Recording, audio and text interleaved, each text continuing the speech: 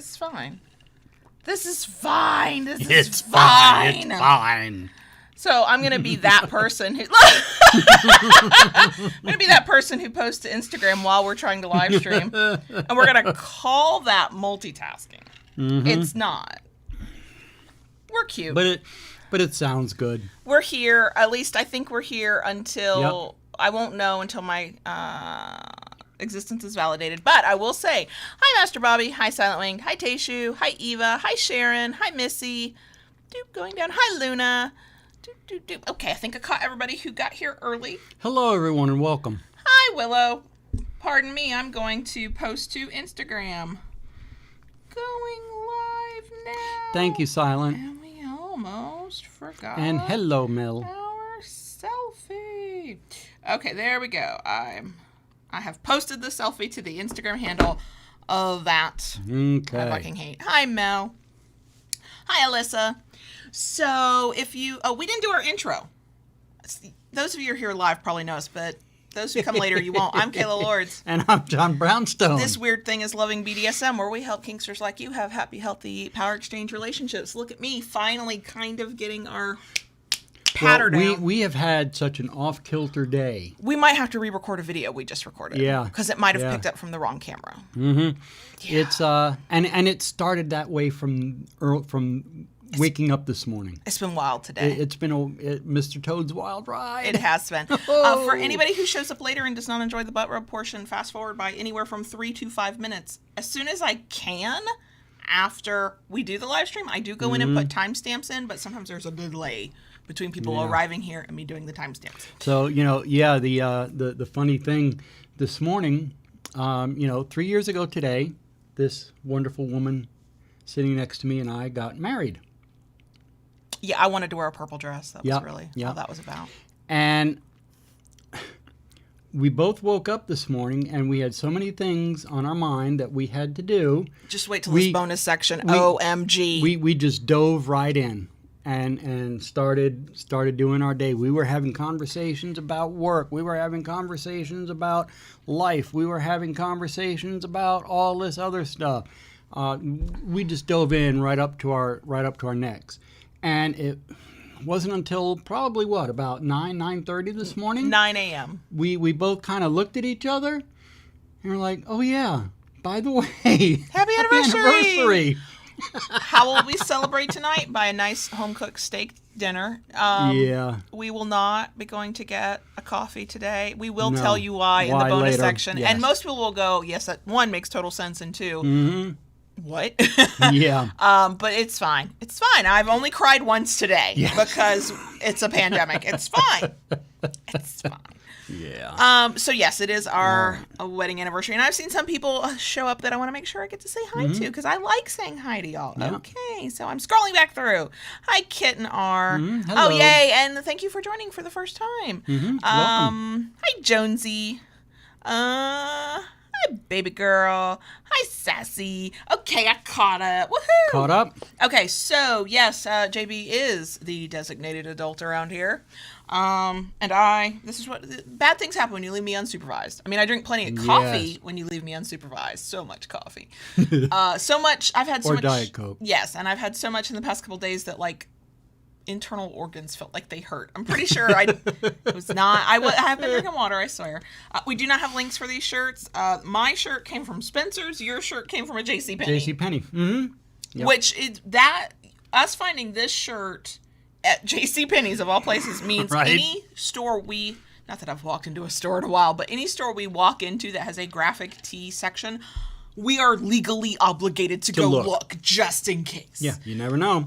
Never know. It is also refreshing to be able to wear a shirt on camera that I would wear out. I mean, I do love our Kink shirts. We have a new set of Kink shirts from Ignitia Shop on its way. I got the notification from Teespring that it has shipped.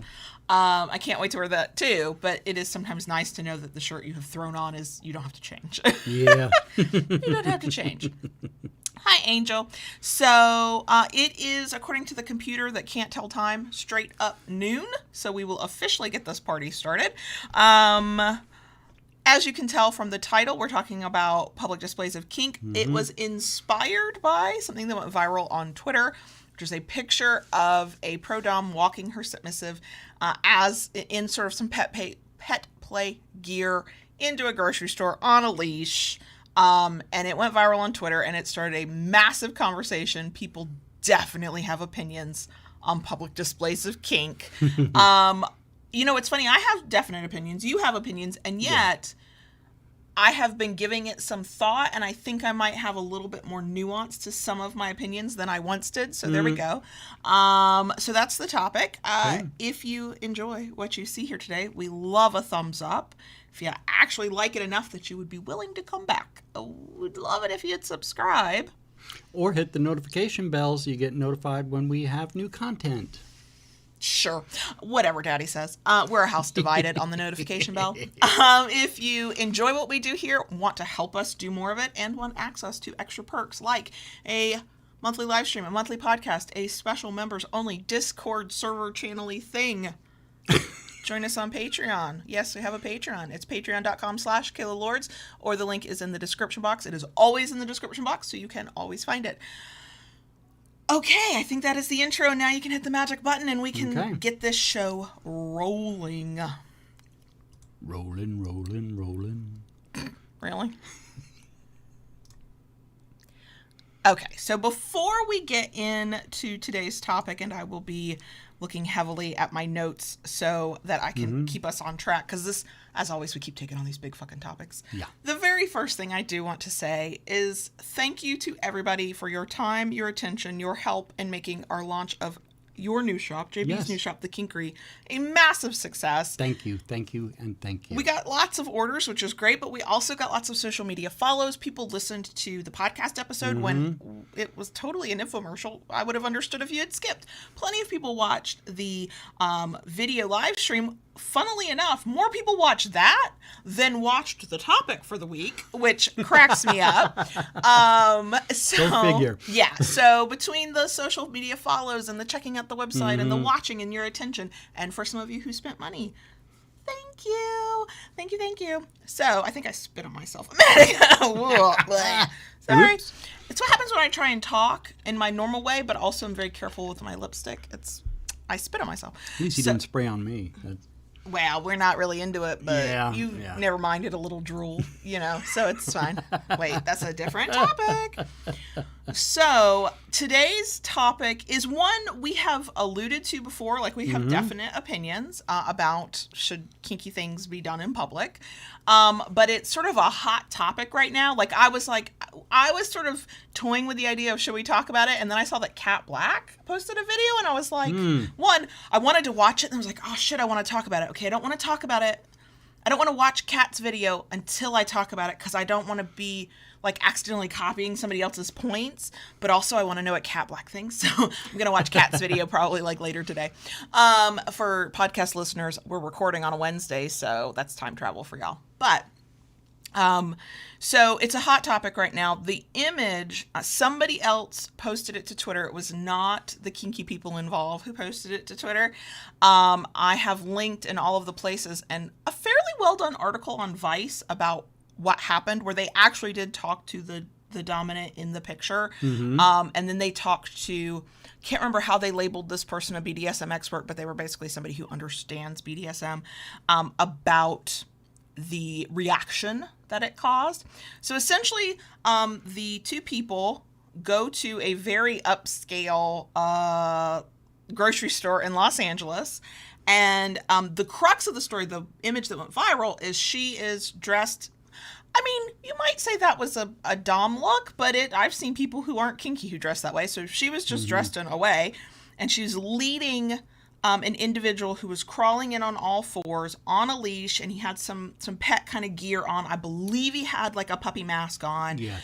The first I heard about it, it was meant to be a humiliation scene. I'm not 100% sure of that. I'd have to go back and read the Vice article, because I don't remember them saying specifically this was a humiliation scene, but it was absolutely a scene that was created. In this particular situation, this dominant is also a pro-dom. She says she's pro-dom, but she also likes lifestyle power exchange relationships, so both sides of that coin. There was at least one person with her who was recording it, either for something to do later or for that person. I'm not, again, don't know the details there. Right. So it was a kind of a group of people, and apparently at some point a paddle got brought out, not, I think, while they were in the middle of the grocery store, but like on the periphery of the situation, where she paddled the sub for not great behavior. Ah.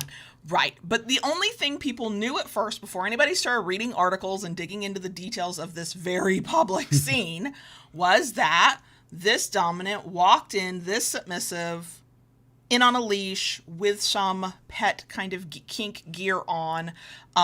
It clearly was not just like person wearing regular street clothes being attached by a leash. BDSM attire. It's very much BDSM attire. Like, I looked at it and went, oh, okay, that's what I would see at the dungeon. Yeah. So, people had immediate responses to this, as you might imagine. Now, before we get into our opinions and some of the nuances, and I even tried to make a list of some of the arguments that I saw that people made in favor of why this should be okay. I did try to give them deeper thought, and I in some cases, I still reject those arguments, and in some cases, I kind of go, I sort of see your point. But before we get into like really deep on our opinions, I want a few things to be very clear. One, this is a topic people have very strong opinions on, and I think it's okay to express those opinions. Our number one rule of don't be an asshole still stands.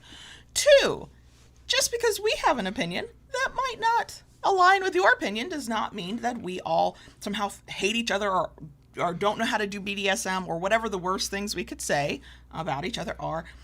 Third, by us expressing our opinion on this subject is not meant to tell you how you should feel about this, because everything we do is about personal choice. I definitely have opinions on it. I can say at the very top, let's get it out of the way, I'm not a fan of public kink at this kind of level for reasons, which we can talk about. Right. But for those who will enter into the conversation, debate, want to agree or disagree with us or other commenters that you come across online, just keep it civil is all we ask. Okay, so that's the background.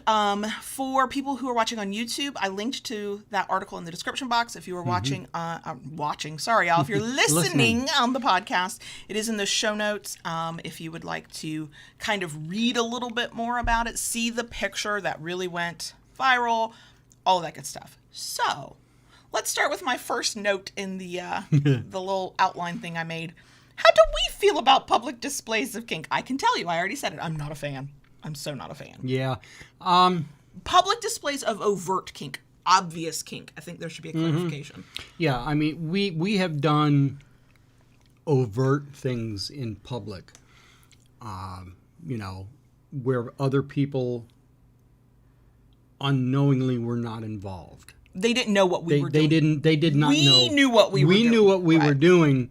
It was not something that would have been blatant to other people. Right, a very subtle form of power exchange. Right.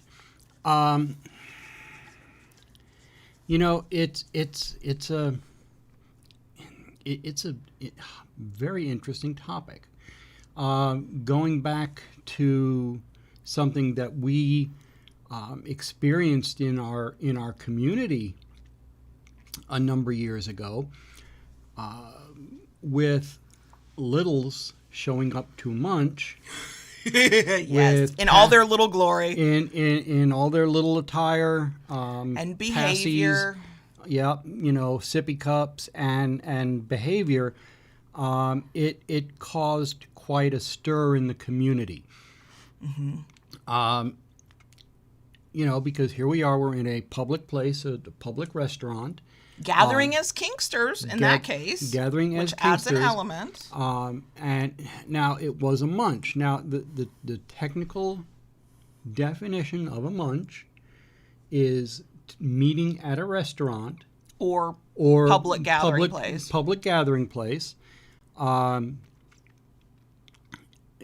Not for the purpose of play and to be in a social gathering. In a vanilla environment. In a vanilla environment. And let's be clear, munches don't always occur in vanilla environments. I've absolutely been to munches that happened at the dungeon because it was just the easiest way. Right. And in the dungeon, things are different because of the space you're in, because of the expectation of that space. In this case, that was a restaurant. There's a different expectation in that space. Now, see, my experience with attending a munch at a dungeon was even a little different because the munch was being held. There was no play that night at the dungeon when the munches were held there. And people did not even then dress in fetish gear. It was, street casual. The munch I went to had the same thing, except in that particular munch, I watched a woman flash her friends at her table, and I saw boobs, which I would hopefully not see at the, Perkins in Clearwater that used to have a munch there. Like, now, different environment. It's a difficult subject because the purpose of the munch is to basically inconspicuously gather and be social. And when I early on started attending munches, it was something brought up. You do not attend in any type of fetish gear. You attend in street, casual or however you would dress out in public normally. And speaking of your street clothes kind of thing, there are clubs that inside is freaky deaky all night long, and they'll still tell you come to the front door in street clothes. Right. So there are rules in place for different reasons. So I have an opinion on why the munch there might be some differences in munch. So, okay. Keep going. Okay. How do you feel? I feel like you're trying to walk a very diplomatic line. I am. I am. All right. I mean, let's face it. Kink, BDSM is a marginal thing, and many of the people have jobs, family, and children to protect. Okay. So that's being said for one portion of the group. The other side of the factor is, we as a community talk about consent. Consent is something that is so very important. You do not do anything unless you have enthusiastic consent. And the other people sitting in the restaurant, or in this case, the grocery store. Or in this case, the grocery store, were not able to give consent. Right, they were participants in a scene. If the original thing I saw that this is a humiliation scene, in a way they are participants. Them being there and watching may have been part of that scene. How then did they consent to that? Now I'm going to play my own devil's advocate here. Okay, because. Push aside the sexual aspect of kink, which not everybody views kink in a sexual way, and that does have to be acknowledged. So let's put that to the side. There are people who feel that BDSM, especially when it comes to a power exchange, should be more normalized. Absolutely. Okay. It is not what is made out in erotica, in porn, in different images and things like that. And I agree. It should be. How do you get there? Right. And that is a legit conversation to have. Yeah. I think that we get there in part by people pushing boundaries in this way. And you're actually like dipping into the arguments I've seen that were made in favor of this display that made me think, even if I didn't change my mind, they made me think. So we will get into that. So I want you to, if you feel comfortable, state your opinion about public displays of kink. How do you feel about it? My personal feeling is that without the people around being able to give consent, it should not be done. Thank you for your very clear opinion. I agree with you. Now, somebody, if they have not already said it, is going to say, but wait, BDSM Dungeons play parties, isn't that public? My opinion is, and I think you and I kind of agree on this, is that it is it is on the line of private and public in different ways. One, at parties, you tend to have to be invited or you have to know somebody. So even if you don't know exactly what to expect, you know what kind of gathering, you have an idea of what kind of gathering you're going to. Clubs and dungeons, sometimes you can't even get an address until you've been vetted, Right. or they're only advertising in spaces and in ways that you have to have some knowledge of kink to find them. When you walk in, really great spaces will kind of give you the tour and tell you what to expect. They will give you opportunities to come when it's not like balls to the wall, everybody's naked and, hitting people.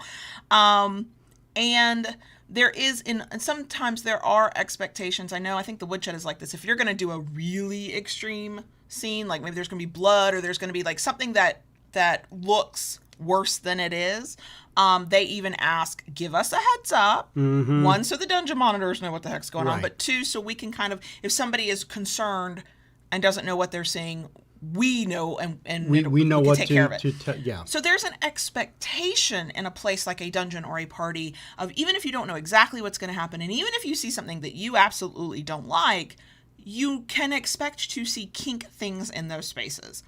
I have no expectation of going to the grocery store and seeing a kink thing. I don't know how I would have reacted. I think the shock value, there would have been some titillation. I'm pretty sure I'd have blushed to my fucking roots. I'm pretty sure I would have felt uncomfortable. Whether I would have wanted to get away, whether I would have gotten fascinated and wanted to see more and try to understand it, I don't know. Yeah. Have not. I think the closest I've ever come is being, and I don't remember what large city, but I was in a crowd in a large city, and I did see somebody wearing they were wearing, what clearly looked to be street clothes of some sort, even if it wasn't my fashion choice, but they were wearing street clothes, and one person did have a collar, and then there was a small chain, like a leash, and they were one walking in front of the other, but they clearly kind of blended into the crowd. The only thing that sort of set them apart was the collar and then the small little leash that was sort of connected, but it was done in this, I would almost say, subtle way to me, and I think there's a line.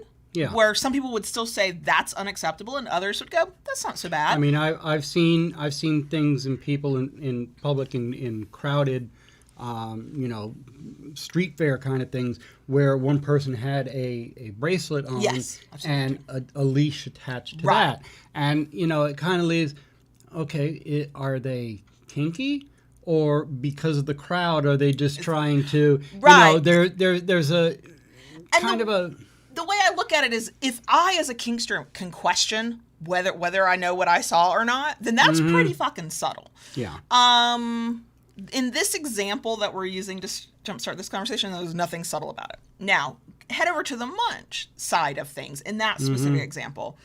Specifically in a munch, especially when they're held in vanilla spaces, the expectation of privacy and anonymity is even higher. It takes so much for a new kinkster sometimes to be willing to go where the kinksters are. How many of us thought that our first munch, we would see people wearing leather and all geared out, and it would be all, and we were afraid because we're like, wait, you want me to go to this restaurant and hang out with the kinksters? Won't everybody know I'm a kinkster? So when somebody or several somebodies get very public about their kink in a munch space, to me, that's actually worse, because the people who went to that munch went believing that they would safely blend in. That's why, that for many of them, that's why they go, because they can be in their kink community in an open way that does not feel threatening, like somebody will see me, somebody will know I'm kinky, somebody will question. Especially if you're going to a munch in a place where you live in that town, you work in that town, you could see a coworker in the same restaurant before you go off to the back room. And that can lead to uncomfortable questions that people don't want to answer and don't have to answer. Because here's the other thing that gets forgotten as certain elements of kink feel a tad bit more mainstream. They're not mainstream.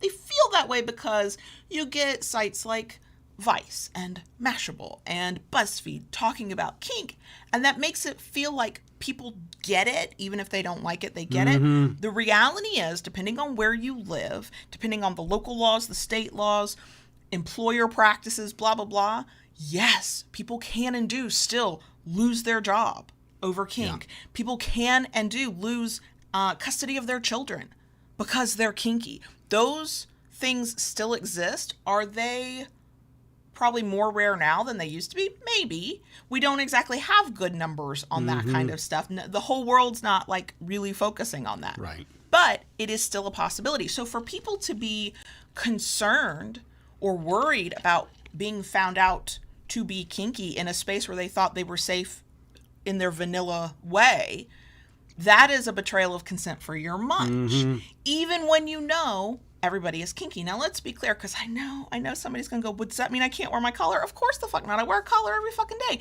And I can't even clock kinky people anymore because chokers have come back into style, and I never know if somebody's wearing a choker because it's stylish or because they're submissive. Kinky. Yeah. So certain elements of fashion, you know, and quite frankly, and I don't want to like group people together and use the wrong words. So pardon me, I'm going to show how old and also white I am. I know people who do like the goth kind of look that you would think they were kinky based on how they dress. Like that's an aesthetic that kind of, I don't know who borrowed from who, but there are some blurry lines there. There are other ways of dressing that, like, you might even go, oh, that's very much a little way of dressing, and actually no, they like a certain form of fashion that I'm way too old to know the words for. So nobody is saying don't wear your collar. Nobody is saying don't. Right. We advocate subtle ways anyway. There are any number of ways that you can get a discreet collar to wear out in public. And quite frankly, I have seen some of the most vanilla people I know wear a fucking dog collar, okay? Yeah. If it goes with their, like, fashion aesthetic, or they just have a don't give a fuck attitude, people will look at it. Of course they will. But if there's a difference between wearing a dog collar into the grocery store and being led as if you are a dog while wearing a leather puppy mask. Now, one thing I want to just backstep a little bit on this. I would say if I had been in that grocery store, I probably would have had a good bit of shock seeing it's so out of place in my mind because it's out of place. Yeah. And I probably would have had a little bit of okay. All right. But the other thing that needs to be thought about in public is this was a grocery store in the middle of the day. And as kinksters, the other thing we do talk about, you know, underage kinksters. I went on a blocking spree on social media this week to block underage kinksters from following. In a grocery store in the middle of the day, there's going to be kids, young kids. And that, to me, at that point, with that, is absolutely not something. And I was thinking about that because that was exactly a point I was thinking, because I think about the fact that most of the kink community, now individuals do their own things, but as a community, we actively make our space 18 plus. We actively get angry if somebody underage slips in. Right. We went to our old munch. We thanked that kinkster who came in basically on like their 18th birthday. They were like, I knew it was here, but I knew I had to wait, and I'm here. And we all thanked them for honoring that, because that was a consent thing both ways. Yes. So that's the other thing that gets me about overt public displays of kink, is that the community in general works very hard to create 18 plus spaces, says these are 18 plus activities and spaces. And then something happens in a space that there's no way to keep it 18 plus. You know, you've got people of all ages there. Right. And the argument online then becomes, but that should be okay. And it's like, but wait, there feels like a disconnect. Now, I get that in this specific instance, and it's not always going to be the case, other than the little bit I kind of read about paddling, and I still didn't get all those details, it really is just that picture, that was not overtly sexual. And most people will say, oh, well, we keep it 18 plus because it's sexual, because there's nudity. That is true. And I can absolutely see the argument, and it's in my list of arguments that made me think about this, that because not all kink is automatically sexual, it should not be treated automatically as if it is sexual. But let's back up here a minute. Kinks are inherently personal. So that instance of that person being walked on a leash, people involved who were actually physically involved in the activity might not have considered it sexual at all. It was an expression of themselves, of submission, of whatever, but it wasn't sexual. The difference, though, is what if, and this is a big what if, I understand there's holes in this argument, but I'm going to throw it out there. What if I saw it and I do find that sexual? So now I'm watching something that is inherently sexual to me on a personal level take place in a space that is not 18 plus only. That's where you get into those gray areas of, yes, you absolutely can say, and this is valid, that not every kink you see is about sex. Not everybody will interpret it about sex, but many people will interpret that it's about sex. And unless every single person who performs their public display of kink can then go talk to every single person who might see it and go, this is not a sexual act, you still don't have the consent. And it's still this really fuzzy, weird thing to me that we are so in tune with kink things are 18 plus spaces. And yet I will do this kink thing even if it's not sexual in a not 18 plus space. Where I'm the type of parent, I don't do the, what would I tell my children? I know what the fuck I'd tell them. I would speak to them in an age-appropriate way about how some adults like to do things with one another, and then that is okay. I have had the my kink is not your kink conversation with my kids and never even said the word kink. I don't make the argument of what will the children think or what will I tell my children. That's not the point. It's the logical, like the cognitive dissonance of kink needs to be done in an 18 plus space, except when I'm doing a public display of kink that I personally don't think is sexual. And then it's okay. Like, I don't make it make sense is how my mind thinks of that. Yeah. So I think in terms of how do we feel about it? I think it's safe to say in the overt, like, shock value, what is going on, this doesn't fit in this space that I'm in, not a fan. Now, let us be very clear.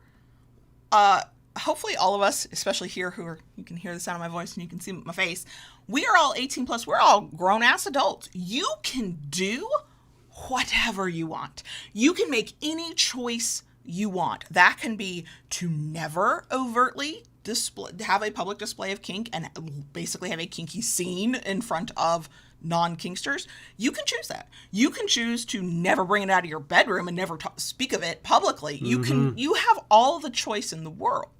The thing to consider are the consequences of that choice. Now, in the case of the viral tweet and the situation, they were asked very politely to please leave the store. I believe they were escorted out by like store security or whatever, but the dominant in the situation even said the people who escorted them out were very pleasant and polite, even apologized for it.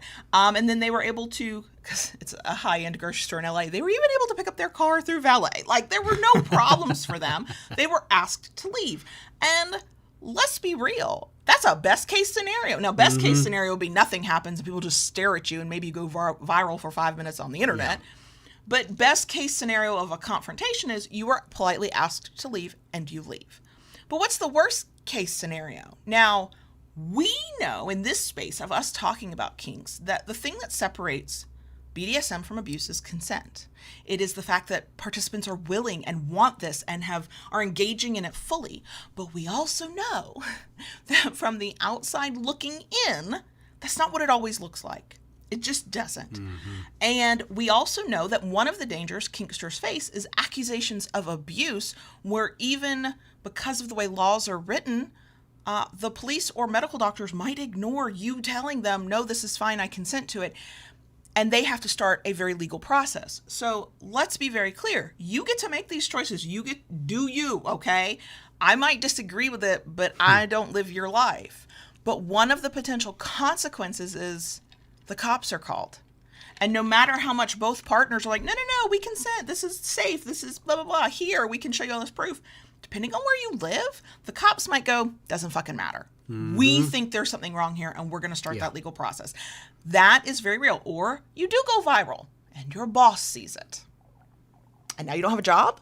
Yeah. You go viral, and your ex sees it. Now you don't have access to your kids? Like, these things, we mentioned this at the top, these things are potential dangers. Right. So make the choices that you can live with in this life, for sure, but know what the hell you're risking when you do it. Some people they don't have kids, they work for themselves. Like, the reason we show our face on the internet is I know we're in a position that nobody's ever perfectly safe, but we're safer than we were 5 years ago. Mm-hmm. Less to worry about than 5 years Right. ago. So we have a little bit more freedom to even show our face. Some people, in this case, this is a pro dom. This is how she makes her money. She was not worried about anything. Notoriety kind of helps get new clients. Yeah. And thankfully, I say thankfully, her sub, I believe, was wearing a mask. You could not see who he was. That's great.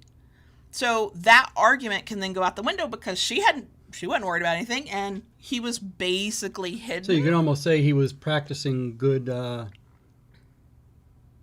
public safety wearing. Right, yeah. Well, at least, so was she. And quite frankly, I was like, that is nice to see. I can't even watch the vanillas put their mask on because they seem to not know how to wear it in our town. So anyway, so when you're getting all puffed up because you think two kinksters on the internet are telling you you're not allowed to do something, you're allowed to do what the fuck you want.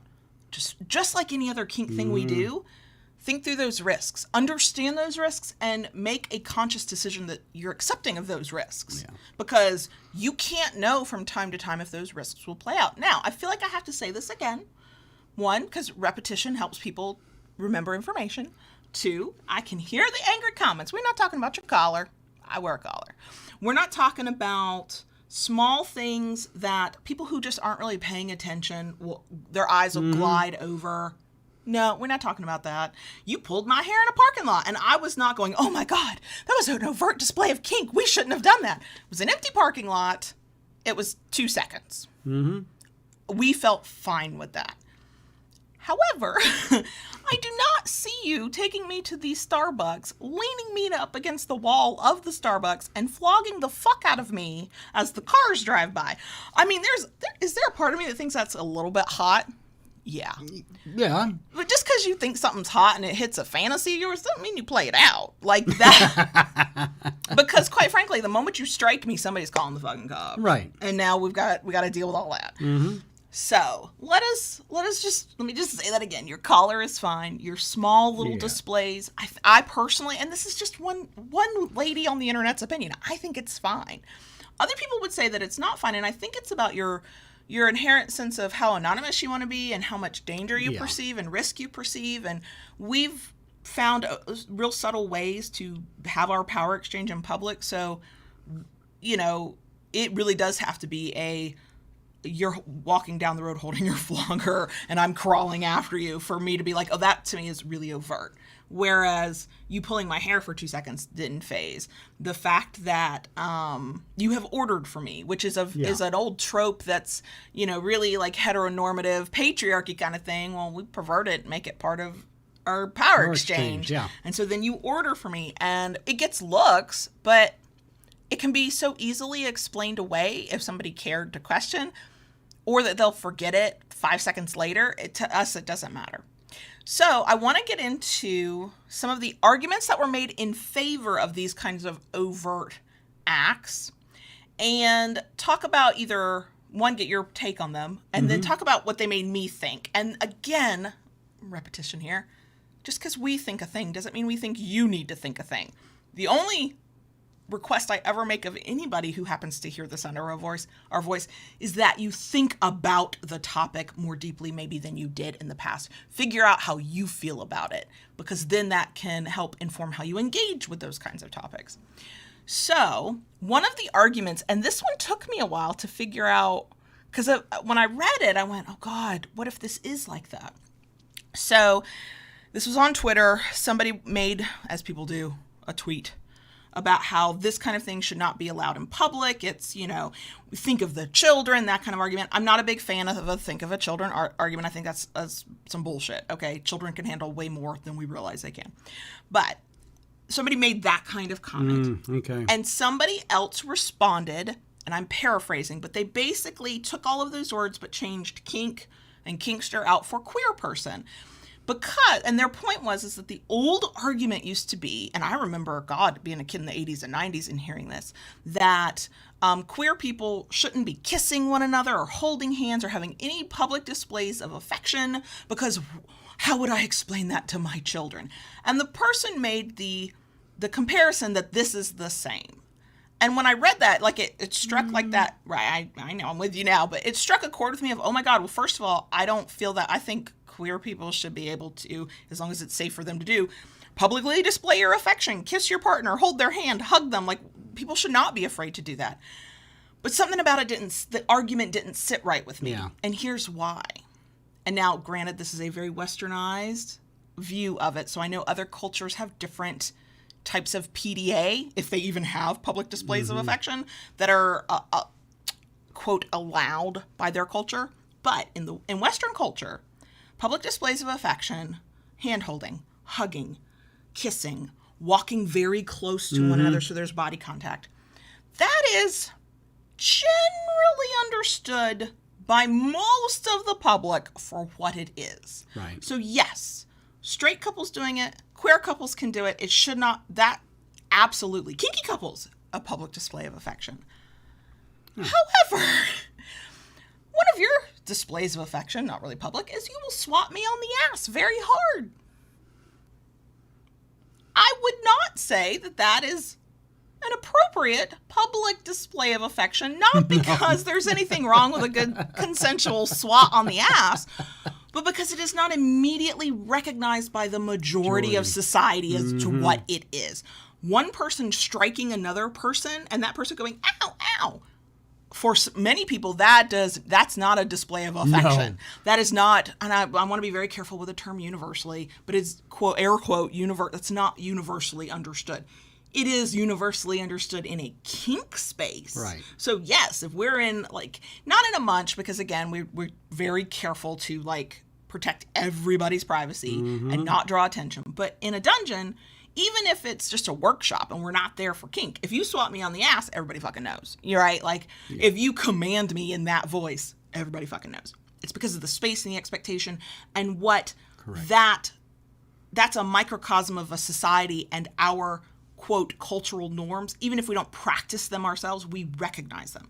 So the equivalent of public display of kink versus a public display of affection, I think that's a false equivalency. I do not think those things line up because culture and society do not automatically understand that being led around on a leash can absolutely be a sign of love and affection. And I respect that it can be, but I also am hyper aware that your average person's not going to immediately go, oh, look, they're so in love. Like, that's not the reaction you're going to get from that. No.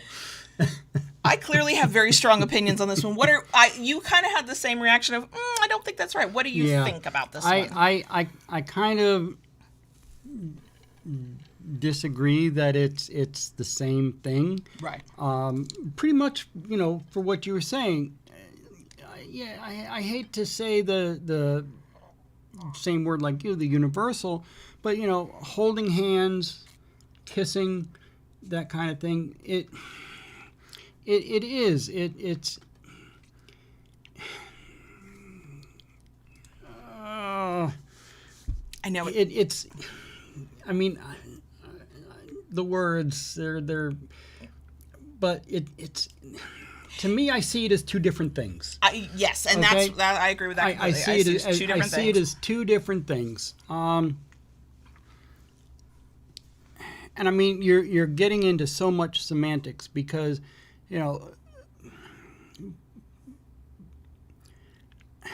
I have a hard time seeing something that is said as a kink or a fetish to be put in the same group as a personal display of affection. Public display of affection. I agree. Yeah. And I wonder, it's almost a little bit like being too close to it. Like we know, and when I'm using the universal, our kink community, we know and are learning and understand that kinks and fetishes are highly personal. Your the kinks we have that are things that allow us to show our love and affection for one another will not be the same as anybody else's. Somebody else will have another thing. Technically, the same is true of hugging and hand-holding and kissing. There are absolutely people out there who do not express their affection in those ways. Right. Certainly not in public. And I think it does come down to what we recognize as a society.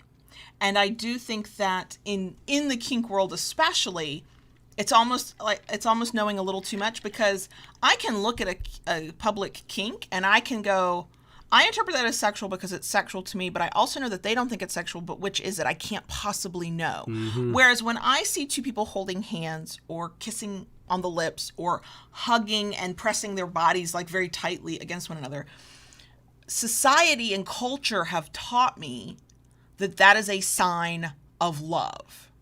It might not be to those people, but like there are 10 of us here on the sidewalk watching it. At least 9 of us know those people are in love.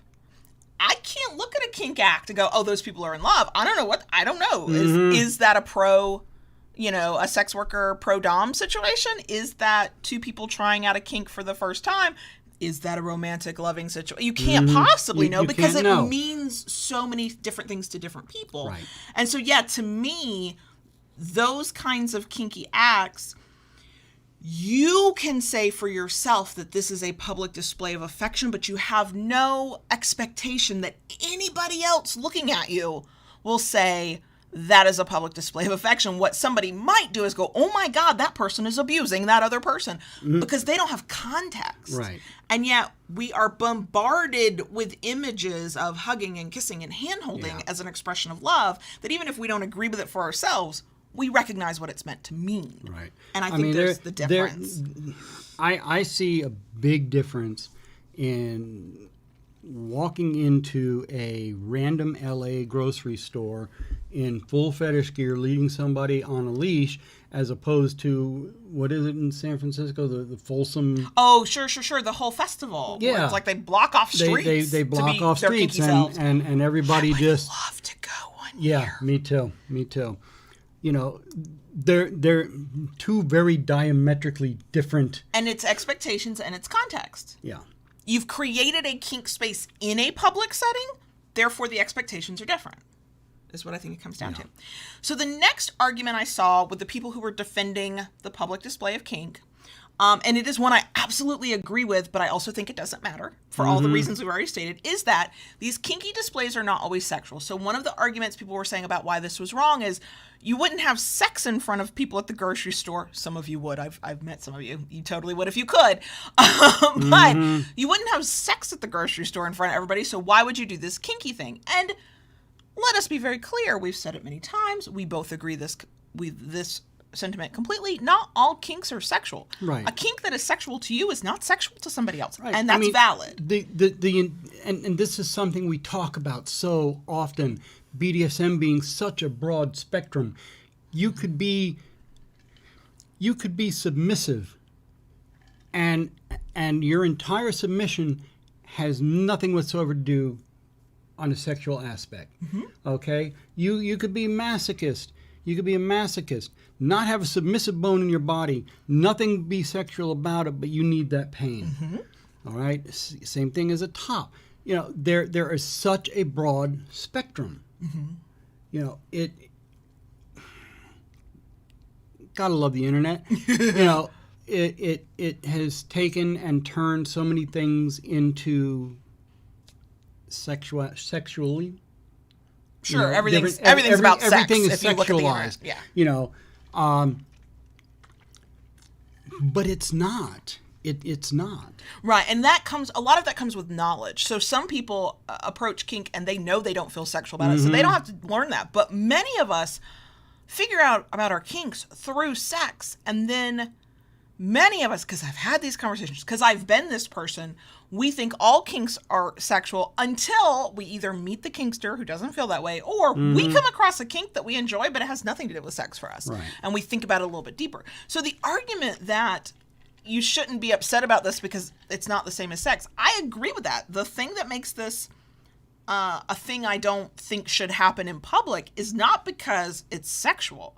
Because nothing about that situation was sexualized unless you looked at it and you had a sexual response. And that's about you. My reasons for thinking it's not a good idea to do and encouraging people to not do it have nothing to do with sex.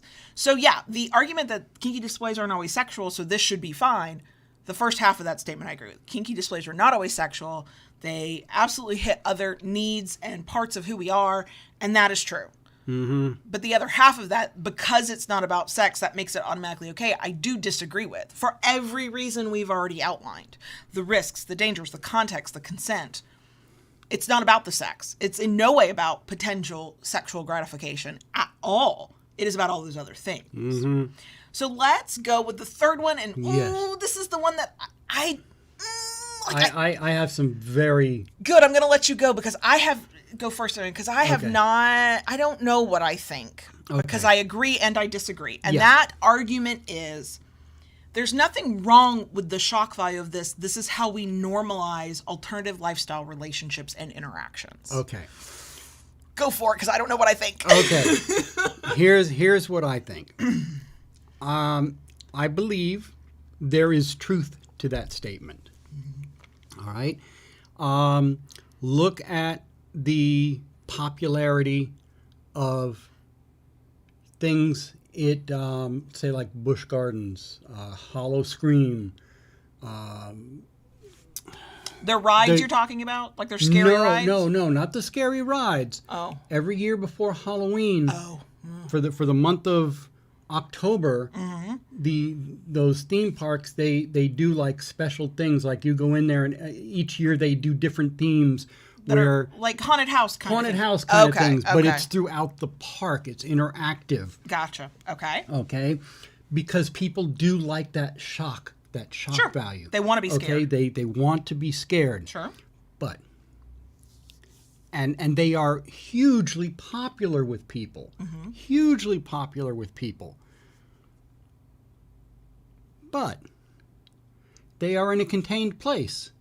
You have the choice of going or not going.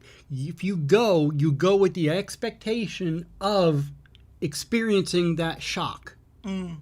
Okay? It's not like walking down the street and having somebody in a werewolf or vampire costume jump out at you from an alley. I'm knocking your ass out. Okay? So, yes. Don't jump out at me. There is the shock value, and there's nothing wrong with that. People do like it, but you go to a specific place with the expectation of it. So here's the thing, and I can already see the counter argument, and it's a counter argument that comes to it. So I thought your analogy was going somewhere else, but that's a good point. Again, we're context, expectation, consent. Mm-hmm. You're asking to be shocked. Part of the argument people make about why the shock value is important is that eventually, the longer you're shocked, the more you see the shocking things, the less shocking they become. You become desensitized. It normalizes it. Normalizes So I would imagine that the reason haunted houses and these shock things at the parks change a little bit every year is because you go often enough, you're not scared anymore. It doesn't freak you out, which is the argument to be made for why the temporary shock value of it is a net positive, because if you see it often enough, it is no longer shocking. It becomes normal. Okay. Counterpoint. Okay? Okay. Oh, look at us. There has been a big thing throughout the blogging and erotic writer community over time in context of trigger warnings. Oh, yes. Okay. Which we give content and trigger warnings when we Yes. know ahead of time. Know that we ahead need of to. time that We do what we're going to be talking about. So, and I see the importance of said trigger warnings. Oh, yeah, for sure. Okay. Let me back up in case somebody's like, what the fuck's a trigger All right. warning? A trigger warning or a content warning is a little statement at the top before you get into a piece of content to give you an expectation that you may see or read or hear things that could... The idea is that it could trigger past traumas. So we Right. will give trigger warnings that say, content contains discussions of sexual assault. Content contains discussions of Of blood or different right. things. Yes. Things that when a person in a very clinical sense is triggered, that triggers a psychological experience that is negative for them. As a world, we use the word trigger for things that are not truly triggers, but in this case, so the other alternative to trigger warning, if it's not triggering, potentially, is content warning. So you get a little sneak peek that this thing contains this stuff that you might not want to hear or read about. Right. So that's what that is we're talking about. What if certain aspects of different kinks or different fetishes are triggers for people? All right. You have no way of knowing out in the wild. Very true. Very true. And yes, you're exercising your right to express yourself in your kink and your fetish, but what have you done to somebody? What have you done to somebody else who did not consent? And that's right. And that's where we come back to consent. It always comes back to consent, because if a person is prepared that they might see that in this context, either from past experience or because somebody's warned them or because they know what happens in this environment, that's different than it just got sprung on you. Now, there will be people, maybe in our own comment section, I will not be surprised by this, who say, well, everybody just needs to toughen the fuck up because you can't just go around being worried that you're going to see something you don't like. Y'all, I want you to know very clearly, we do not think that way. They break movies so people can know what to expect before they go watch. You ever decided not to see a rated R movie or let your kids see a rated R movie and they could see the PG-13 one? That's basically a content warning, okay? You ever seen the warning that tells you there's violence in this show, there's sex in this show? There's even video games. Okay, we all use content warnings, and we use them to make decisions. We use them not to make decisions because we're afraid to see something necessarily. We use them to make decisions about what we want to engage in so that we can consent to the thing that we're consuming, what we're watching, what we're hearing, what we're reading. So, because of the nature of BDSM, some BDSM is super, super low-key, chill, doesn't look like anything. If you don't know what you're looking at, you don't know it's a kinky thing. And some of it, because as we've talked about in many episodes, BDSM plays on a knife's edge of risk, and there's no such thing as total safety in BDSM. There is only risk assessment and what you're comfortable with. If it's that way for you experiencing it, what must it be for somebody looking at it? If you decide for the shock value that you want society to get used to the fact that one partner might hit another partner with a paddle or with their hand or with whatever, and you don't have the consent of that audience, and somebody has a history of something bad in their life where seeing that without preparation, without knowing it, without having the choice to look away first, triggers them, that's an absolute violation of consent. And I just went on a rant, and I'm not sorry about that one. Not sorry about that one. See what I started? I know. I do get the argument that if the shock value of certain overt displays of kink and power exchange become more normalized, then it's no big deal. Maybe. Like, I get that argument. I think there's a fine line, because if we as a community don't decide what we are okay with or not okay with, and there's no way to enforce rules, y'all. There's no kinky judge on high who tells you whether you're allowed to do this or not do that. There's just the opinion of the community coming for you. We all have opinions, as you all know, because I'm sure everything we've said today has struck some opinions with everybody listening. Absolutely. So you can do what you want to do, but where's the line? If we as a community go, okay, walking each other on leashes, we need to normalize that so people don't even blink. Well, what is to stop the person from going, well, using a riding crop on my partner while they scream bloody murder, that's not sexual to us, and it's an expression of our relationship, and I should be able to do that. We should normalize that. Should we? Should we normalize that in spaces we can't guarantee are 18 and up? And when we don't have the luxury of giving everybody who might see it the context of what they're seeing and the ability to consent. Should we? My vote's no. My vote's no. Colors are normalized because, like I said, I can't clock you as a submissive or somebody who likes fashion anymore with the things we wear around our necks. Yeah. I don't know. I don't need to know. I mean, that's also something to of note. I don't need to know if somebody's kinky or not. None of my fucking business unless they want to tell me. So we already have ways of things that are normalized. I keep reading. I don't read the articles. I just see the headlines because I don't care. It's why I don't read them. But I see this model wore bondage-inspired underwear or bondage-inspired this. And shit, I'm always like, are you secretly kinky and this is how you're letting the rest of us know?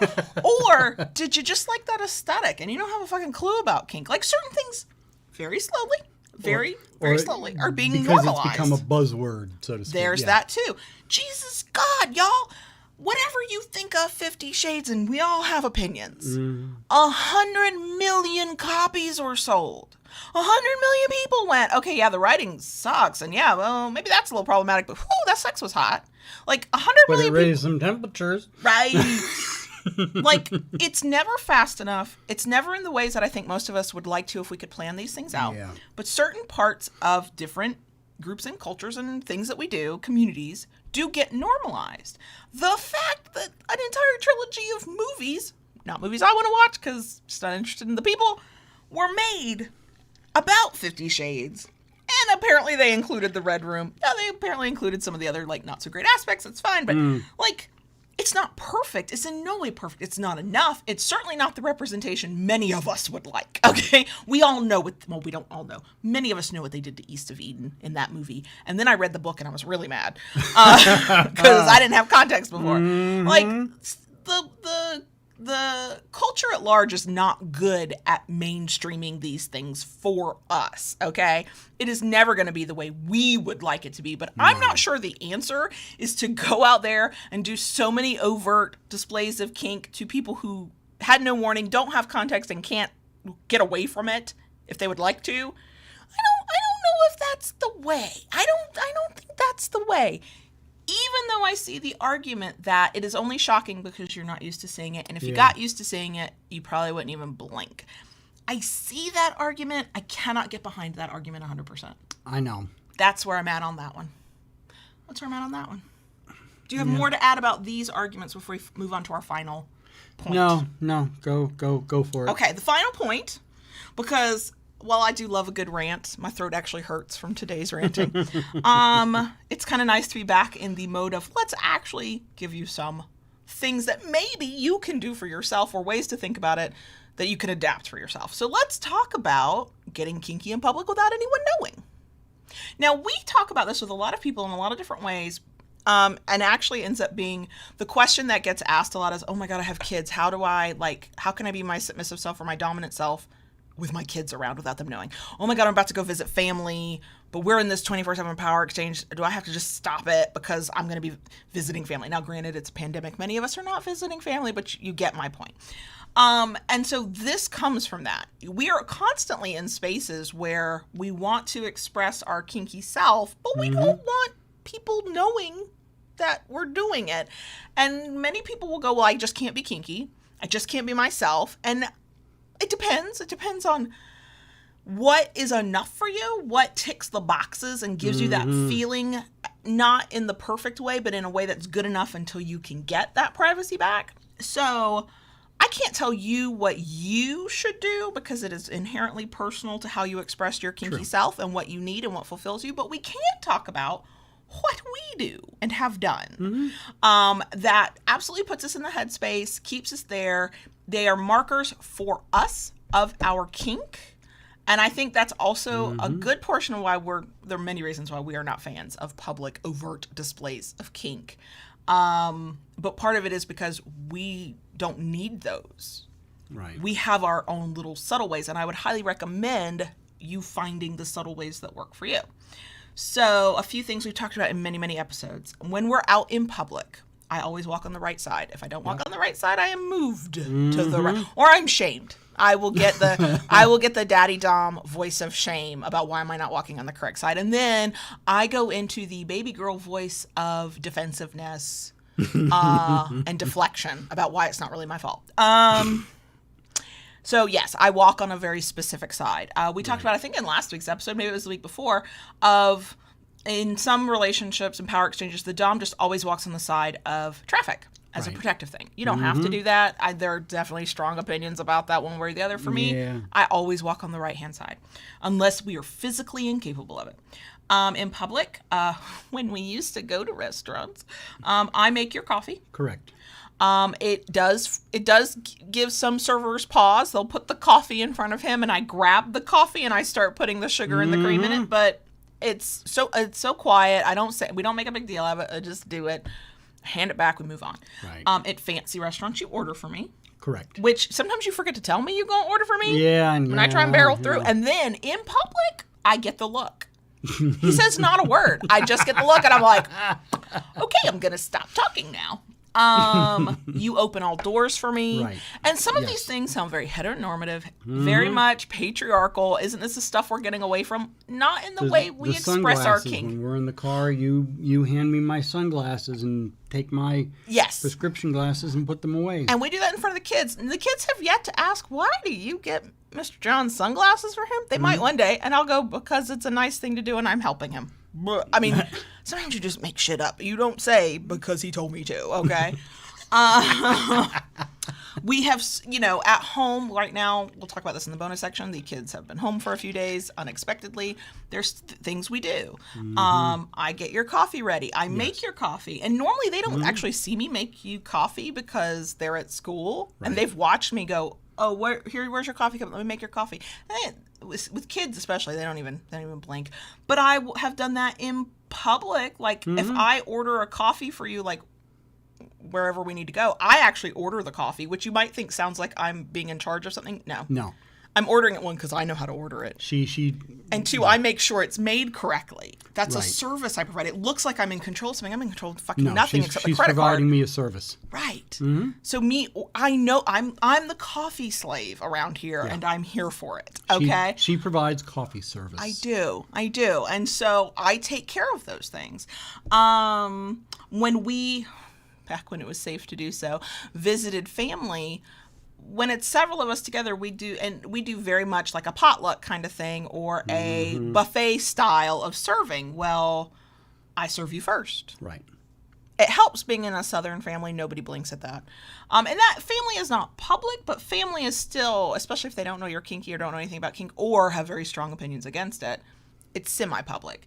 I'm trying to think what else. You open doors for me in public. Did we say that already? I can't remember. Yeah, we did. Okay. Sorry. It's all starting to run together.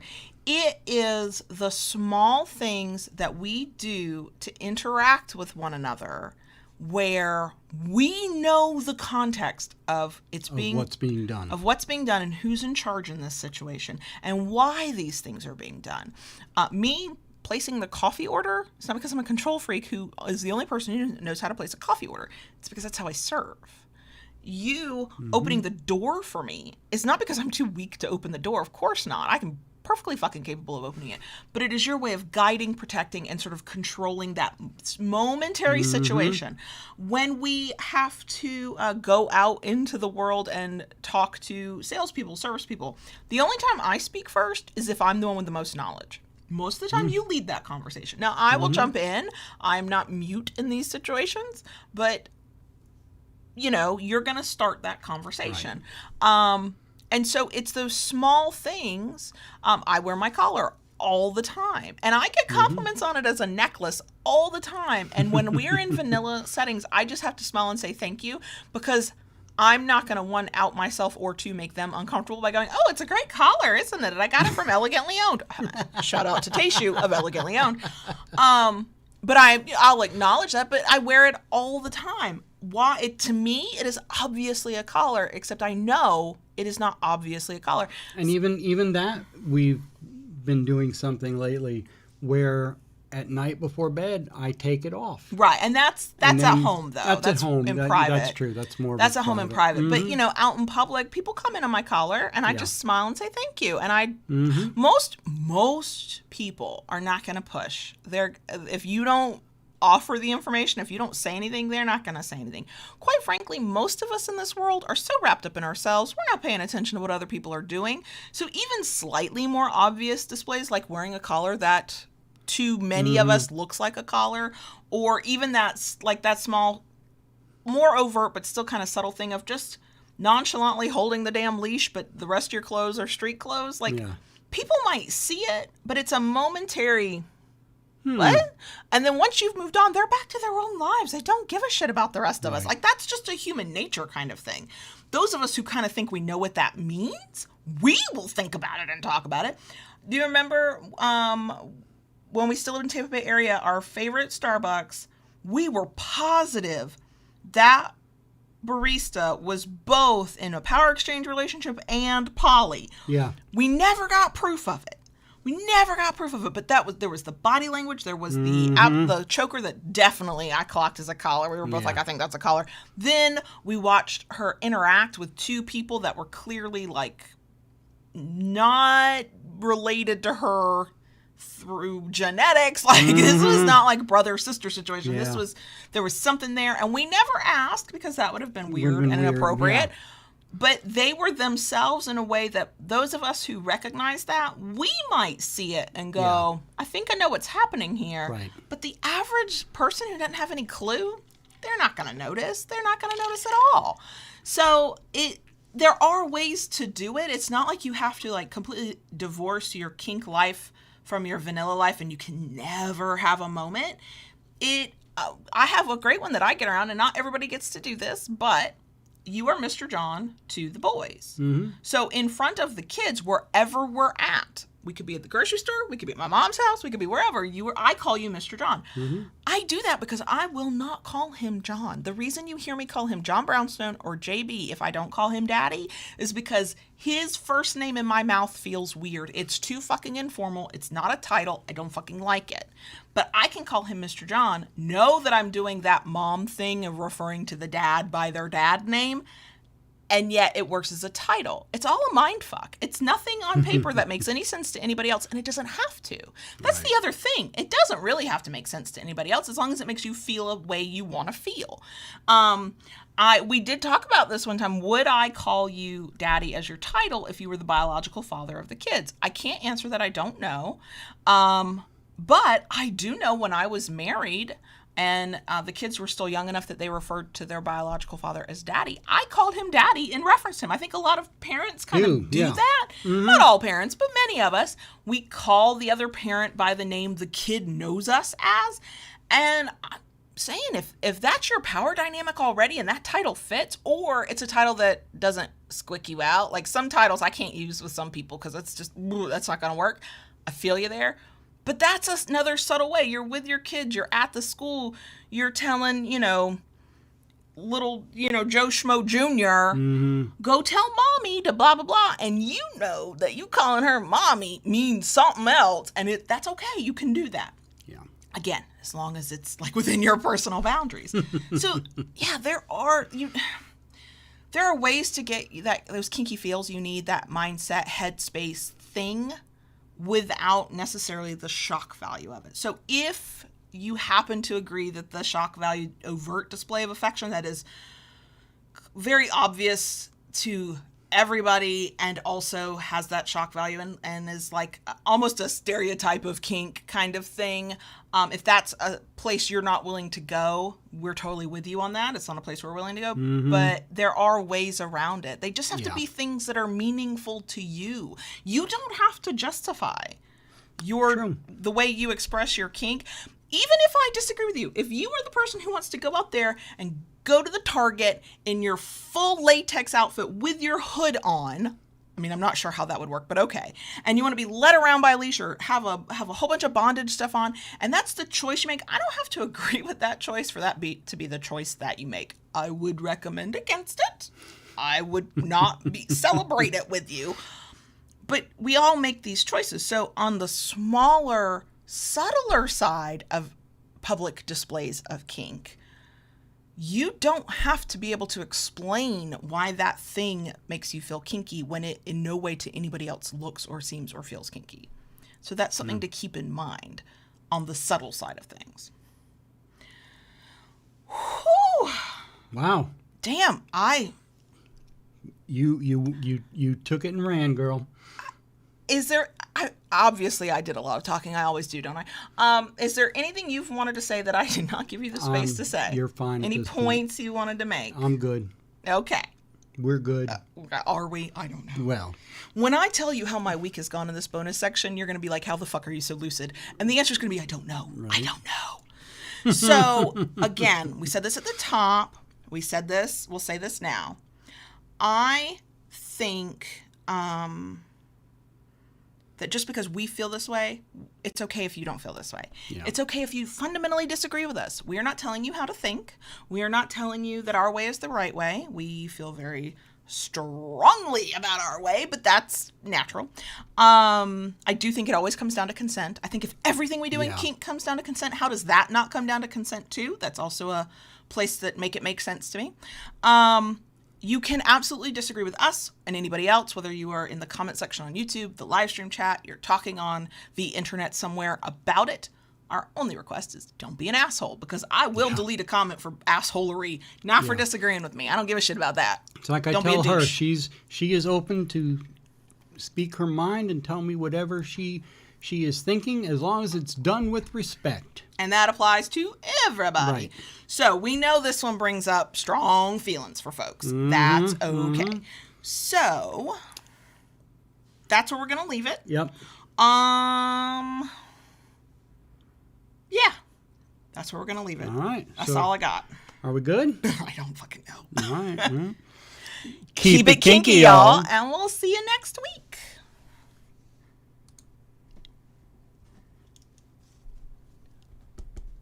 Daddy. Yes, baby girl. Can I talk to the crickets, please? You really like talking to the crickets. I do like talking to the crickets.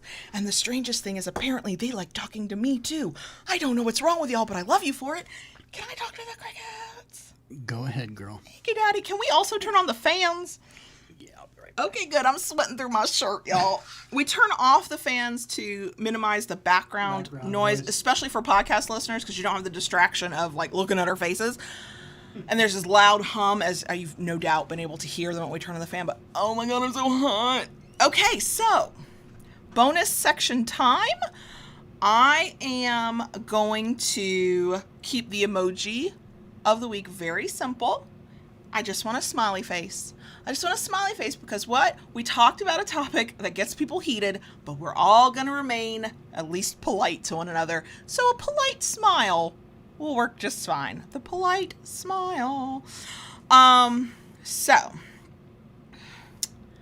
there's been a lot going on here. Misty in the live stream chat just said, did we know that yesterday was National Black Cat Day? And I did not know, but I like knowing that because, yes, Onyx, our wonderful, quirky little cat, is a solid-ass black, except for, like, 3 hairs on her chest. And we are discovering that she is indeed quirky. We like that about her. We can't have an animal that doesn't have quirks. It's just not going to happen. So I'm going to start with the what I would call the good news first. And it's not news because it's still in process, though I did get an update by text while we were streaming and recording. Mm-hmm.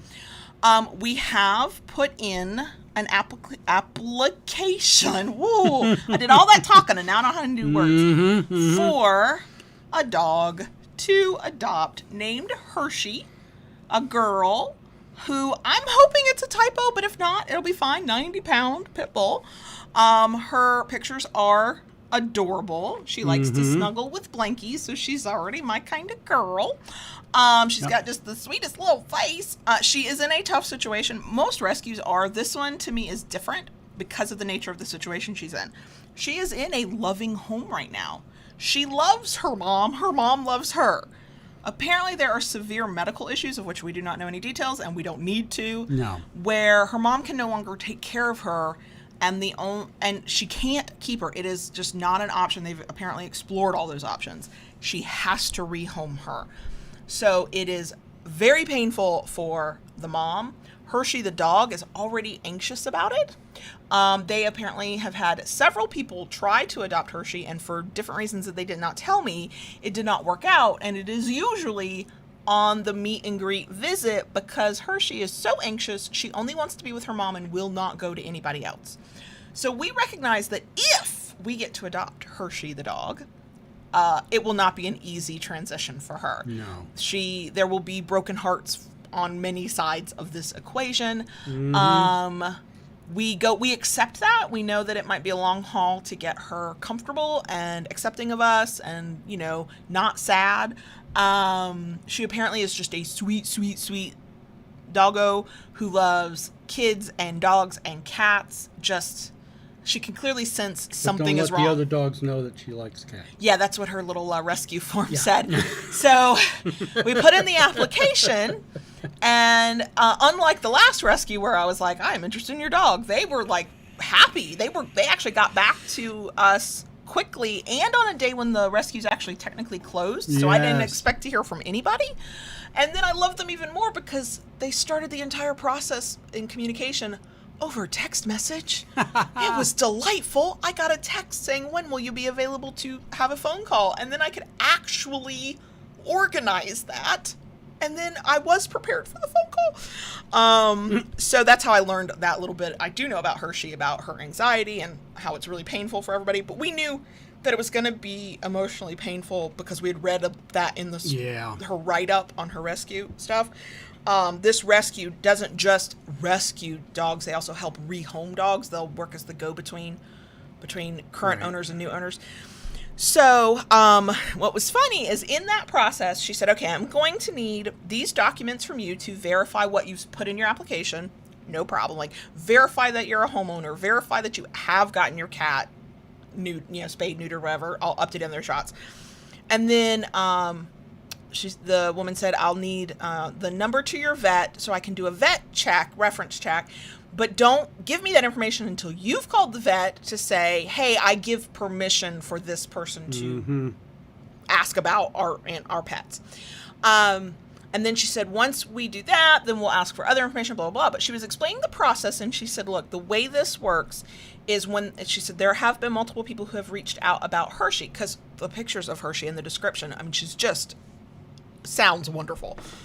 So she said, but the way we do this is it's first come, first served. She's like, I've had 3 applications this weekend. Whoever gets me their information first and gets through the background check first, they get the first visit. Challenge accepted.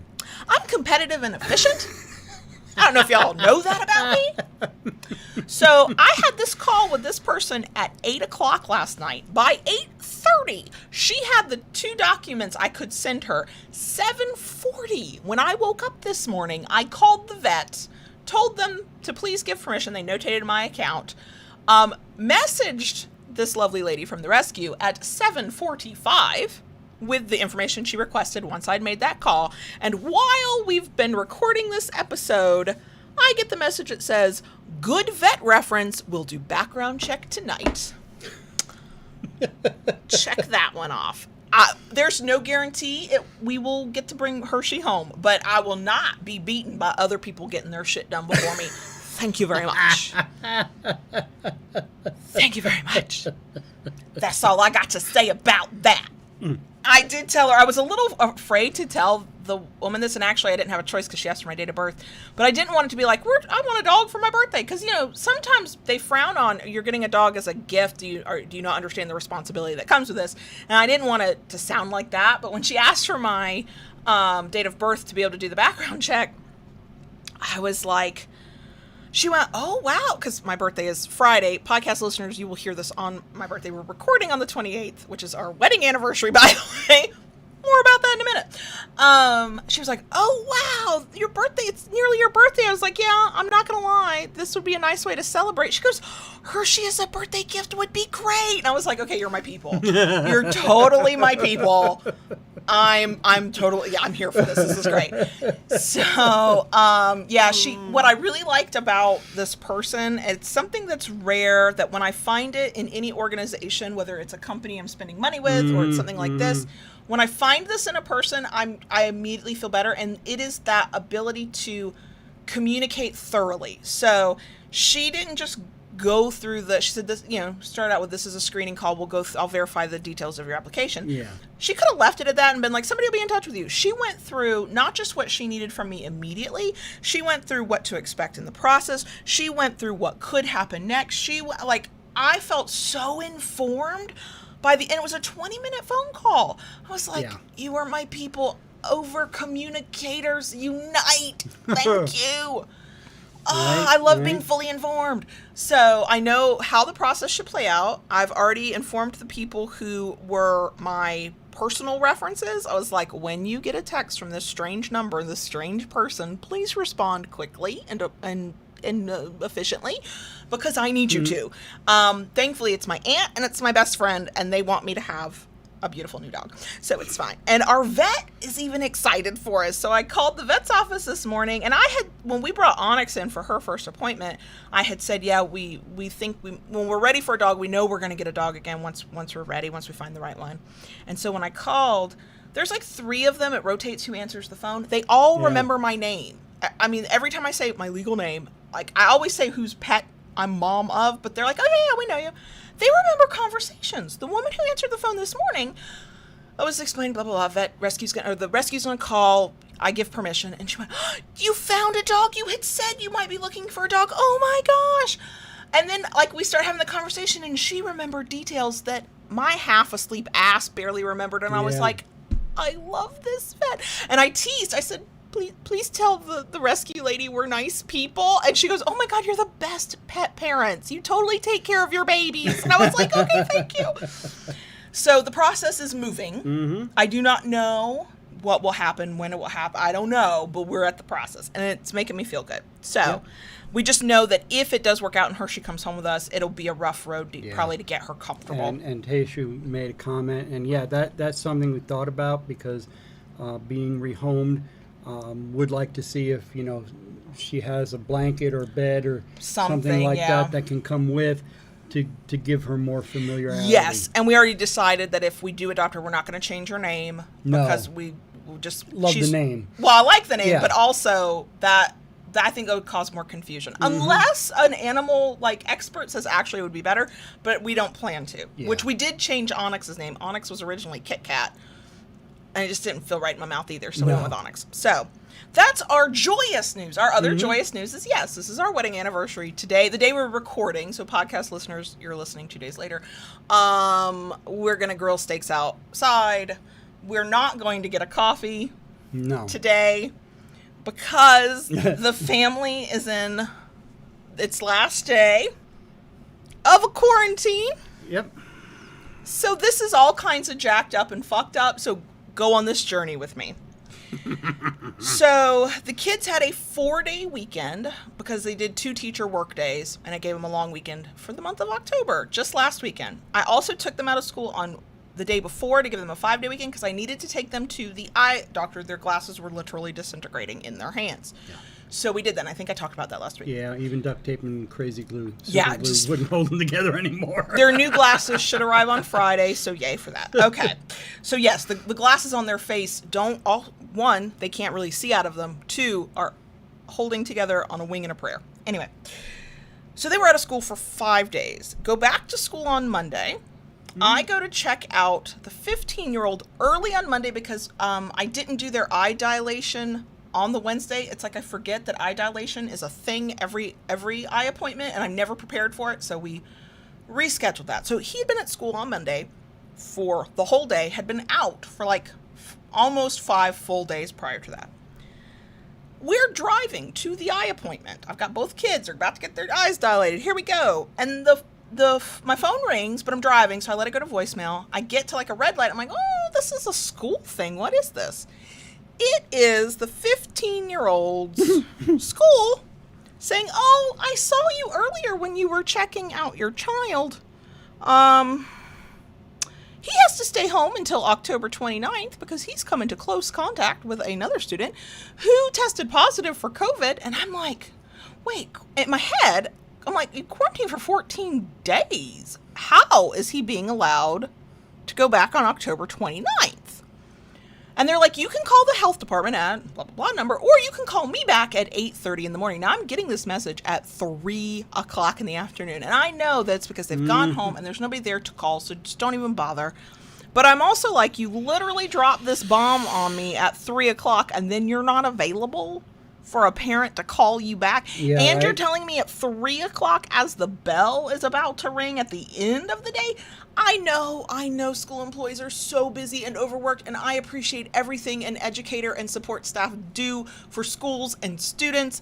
I just think getting kids home to quarantine should be the first thing that happens on a work day. I don't know. One would think. Call me One would crazy. think. So Yeah. I'm like, okay, so we're not going to that eye appointment. If you can't go to school because you should have been on quarantine for a week and a half at this point, you're not going to an eye doctor. I can't in good conscience do that. Oh, guess what? I guess we're all quarantining. So I call and I cancel the eye dilation.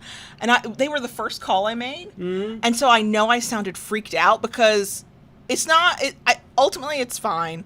But also it's weird. It's weird. And it's stressful to have that voicemail and to not really be able to call anybody. So I called and canceled the eye appointment. I called you. Mm-hmm. I called and canceled the cleaner, Yep.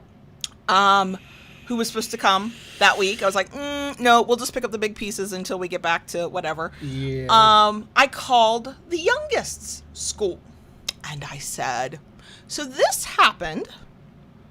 Doesn't this mean that the youngest, whose sibling is required to quarantine away from school, shouldn't he stay home too? The lovely lady who answers goes, oh no, I think he's allowed to come to school. And I went, huh? I said, we've all been breathing the same air. Yeah. See, because technically, when you talk to the health department, Oh yeah, that was the other call I made where it made no sense. they said, well, It made sense, but yeah, it's not it made doable. sense. What you need to do is isolate the boy. Make sure he stays in his room. He eats in his room. Has access to a bathroom that nobody else has. But that he quarantines away from the entire family for 14 days. I Yeah. did not have the heart to tell that lovely person who's working the COVID hotline, that can't be easy, to say, well, that ship has fucking sailed. Yeah, Because we're 10 days in. Because we're already 10 days in. It's too fucking late. We've all yeah, been breathing we've other's been breathing the same gross air, and yeah. So talk to the school. They're like, no, he can come even though his sibling is quarantined. I went, I don't think that's how that works. So she said, well, maybe you should talk to the school nurse. She's like, she's probably not there, but you can leave a voicemail. Mm-hmm. So I leave a voicemail. And again, I think I sounded a little panicked. I was trying not to. I was never like in freak out mode. I was more like in make it make sense mode because nobody had been making sense at this point. So I call and I leave a voicemail that says, I feel like I should keep the youngest home too because it's done. There is no isolating anybody away from anybody, but I just want to make sure that these will be excused absences. They could have been unexcused. I wouldn't have given a shit, but I was like, can you help me out here? And I called the health department and that lovely lady was like, somebody will be in touch with you. Nobody was in touch with me. I think that was meant to be the school's job. And that's what I got was, just stay home for 3 days. Anyway, so she gave me that not helpful information, but very generic of isolate for 14 days, keep them around. The one thing I did learn is she said, I understand you would want to get your child tested. Do not get tested on the first few days of quarantine. That's not usually enough time. Wait until you're closer to the end of quarantine because if symptoms are going to emerge, that's the best time to get tested. And I went, I had not heard that. Mm-hmm. Okay. So that's how we end Monday. I've got one voicemail out to one school nurse. I can't call the other school person back. They told me when to call them.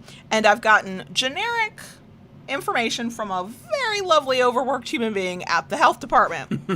So that's how we end our Monday. And by the end of Monday, I'm like, I don't care if it's excused. We're all quarantining.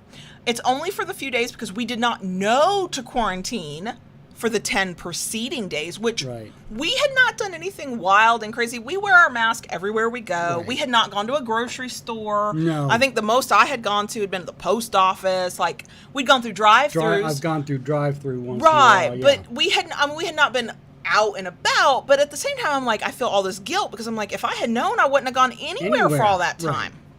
So we wait and we make the decision. We're quarantining as a family till they can go back to school. And now I'm like thinking back, has anybody exhibited symptoms that I somehow shrugged off? No. The answer is no. Nobody's had any symptoms of anything at all. No. So the next morning I call and I get the person on the phone from the high school, and I'm like, okay, so what's going on here?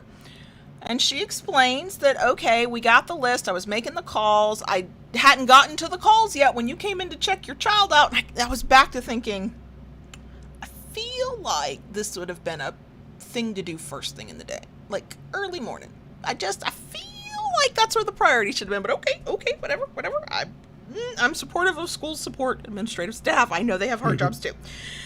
And she says, even though we didn't get the information until super late and there's only a few days left in this quarantine time period, your child is still required to quarantine until that day. And I'm like, that's fine. I mean, this is how the excused absence will work. This is how makeup work will go. I'm like, okay. And I was like, can I confirm, does this mean that he was exposed to the student who tested positive back on about October 15th?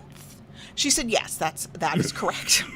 I was like, wow, look at the modern marvels of contact tracing. And then they did define for me what close contact means. So most classes, they're meant to stay 6 feet apart, and the 15-year-old has confirmed that in many of his classes, they actually do stay 6 feet apart, and he at least keeps his mask on.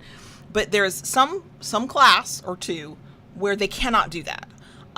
So close contact by this definition for this specific school, your results will vary, is they were within that 6 feet. They were less than 6 feet apart for more than 15 minutes. So no symptoms. I could accept him and his brother being asymptomatic. I cannot imagine the entire house being asymptomatic. No. Nobody's had symptoms. The quarantine ends today. With all of your issues. Good Lord. Sinus issues and stuff like that. Yeah. Quarantine ends today. Today's the last day. They will go back to school tomorrow. The elementary school, for all that first person tried to tell me, sure, bring your kid who's been breathing in the other kid's air. Everybody else, I mean, even the school nurse at the 11-year-old school thanked us for taking it seriously and at least keeping them home for that short amount of time. The teachers that the 11-year-old has did not flinch, went a couple extra steps to go ahead and get the absences excused before he even comes back. Everybody's handled it just fine. It is ultimately fine. I don't ever want to go anywhere, but the past 3 days I've wanted to go places because I can't. That's a weird feeling. Yeah. We are fine. It's fine. And as somebody in the live stream chat said, it's fine, but it's totally not fine. Yeah. I could rage at why did we not find out until day 9 or 10 or 11 of the 14 days?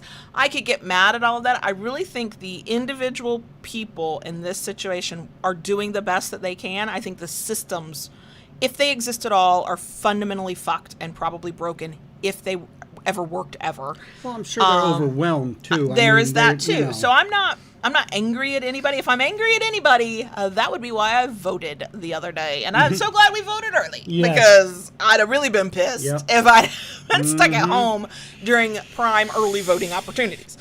So, I haven't said much about it anywhere. I mean, normally I talk about all kinds of things even in our Discord, and I haven't because it's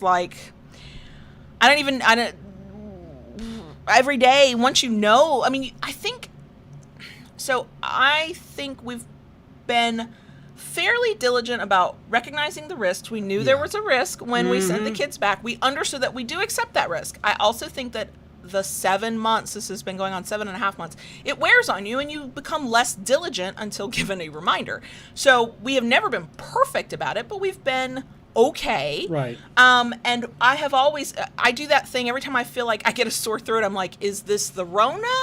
Is this just because it's dusty in here? I don't know why my throat hurts. I have that kind of moment. I ask the kids all the time, how do you feel?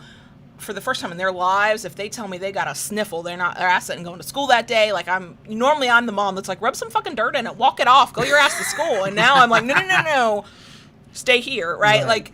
We're taking precautions.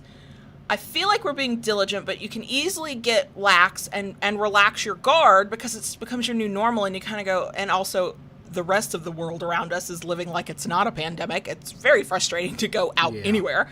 But this was, I feel like ultimately we're okay. I accepted the risks so far. this was a wake-up call. I think we'll be even more diligent than we were before. And when I say diligent, y'all, we wear our fucking masks. I could be like wanting to hyperventilate in the fucking thing and I'll keep the mask on. Yeah. But did we maybe go a couple more places that we didn't need to? Did we stop doing some online shopping in favor of in-person shopping? Those kinds of decisions we did, because it's been a long 7.5 months. Feels like 84 years at this point. So that's where we're at. That's what's going on. So we it's our wedding anniversary the day that this is being recorded. It's my birthday, the day the podcast goes out. Hopefully the Thursday, the 29th, the days in between, we can go have a belated anniversary coffee. Would be nice. Even if it's just drive-through. And so,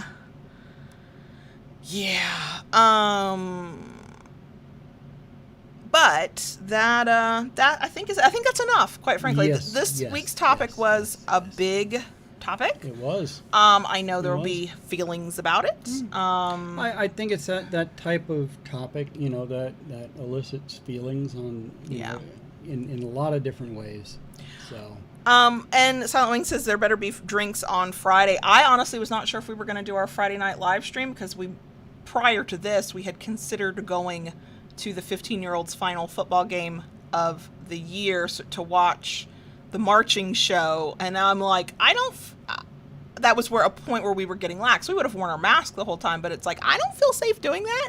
And even he said, Mom, this won't even be the good show to watch, so don't worry about coming to this one. So, yeah. Will there be drinks on Friday? I think there better fucking be some drinks on Friday. Especially if they don't have to go anywhere to fetch a boy or well, he does have a game. That's right. He does have to come home. Darn it. Yes. Why does he have to come home? We have to let him come home.